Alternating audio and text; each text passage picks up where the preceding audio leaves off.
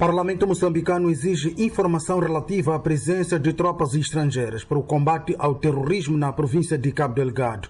A Renamo, líder da oposição, pediu explicação através da Comissão Permanente do Parlamento. A resposta veio esta terça-feira na reunião da Comissão Permanente. Todas as bancadas parlamentares da Assembleia da República são unânimes em criar um espaço na próxima sessão ordinária da Assembleia da República, isto é, na próxima quarta sessão ordinária da Assembleia da República, que inicia em outubro, este espaço que vai servir para que o governo venha à Assembleia da República para partilhar informação relativa à situação que se vive na província de Cabo Delgado. O Bloco Político Econômico Regional e ECDC está a enviar tropas para o combate ao terrorismo em Cabo Delgado a pedido de Moçambique. O Ruanda enviou um contingente de 1000 soldados e polícias que já estão a combater no norte de Moçambique. Todas as bancadas parlamentares apoiam a presença das tropas estrangeiras em Moçambique, em geral,